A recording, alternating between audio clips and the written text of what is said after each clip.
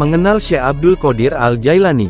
Syekh Abdul Qadir Al-Jailani dikenal mujahid dan mujadid pelopor sufisme tarikati.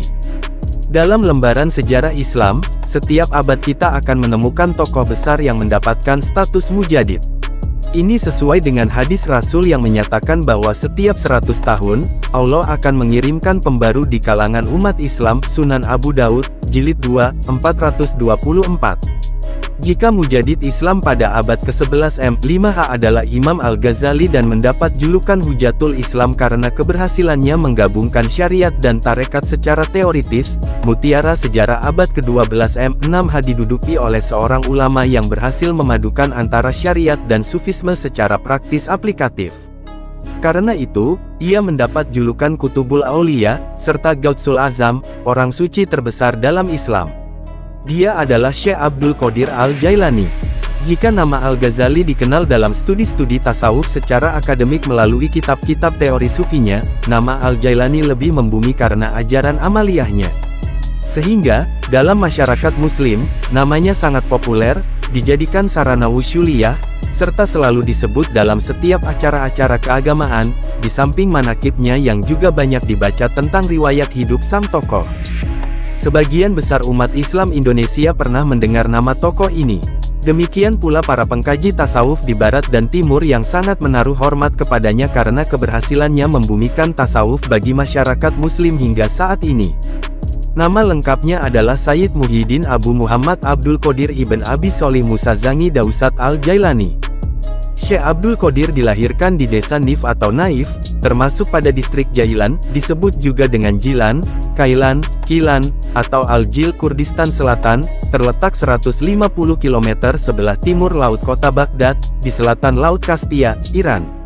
Wilayah ini dahulunya masuk ke bagian wilayah Tabaristan, sekarang sudah memisahkan diri, dan masuk menjadi suatu provinsi dari Republik Islam Iran.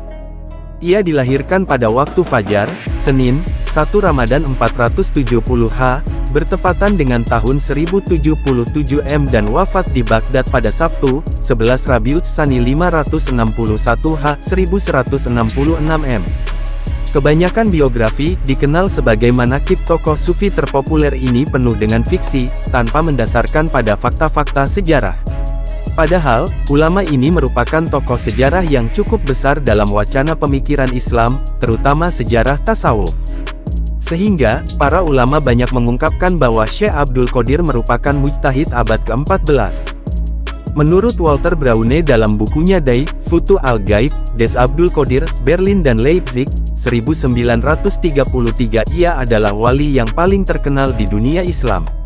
Sedangkan, penulis Muslim Jerman, Mehmet Ali Aini Ungrensein del Islam, Abde Al-Qadir Guilani, Paris, 1967, menyebut Al-Jailani sebagai orang suci terbesar di dunia Islam. Ia lahir sebagai anak yatim, di mana ayahnya telah wafat sewaktu beliau masih dalam kandungan 6 bulan, di tengah keluarga yang hidup sederhana dan saleh. Ayahnya, Al-Imam Sayyid Abi Sholih Musazangi Dausat, adalah ulama fuqaha ternama, mazhab Hambali, dan garis silsilahnya berujung pada Hasan bin Ali bin Abi Thalib, menantu Rasulullah SAW. Sedangkan, ibunya adalah Ummul Khair Fatimah, putri Sayyid Abdullah Saumai, seorang sufi terkemuka waktu itu. Dari jalur ini, silsilahnya akan sampai pada Husain bin Ali bin Abi Thalib. Jika silsilah ini diteruskan, akan sampai kepada Nabi Ibrahim melalui kakek Nabi SAW, Abdul Muthalib. Ia termasuk keturunan Rasulullah dari jalur Siti Fatimah binti Muhammad SAW. Karena itu, ia diberi gelar pula dengan nama Sayyid. Keistimewaan Syekh Abdul Qadir Al-Jailani sudah tampak ketika dilahirkan. Konon, ketika mengandung, ibunya sudah berusia 60 tahun. Sebuah usia yang sangat rawan untuk melahirkan. Bahkan, ketika dilahirkan yang bertepatan dengan bulan Ramadan, Syekh Abdul Qadir Al-Jailani tidak mau menyusu sejak terbit fajar hingga maghrib. Namun, kebesaran Syekh Abdul Qadir Al-Jailani bukan semata-mata karena faktor nasab dan karamahnya. Ia termasuk pemuda yang cerdas, pendiam, berbudi pekerti luhur, jujur, dan berbakti kepada orang tua.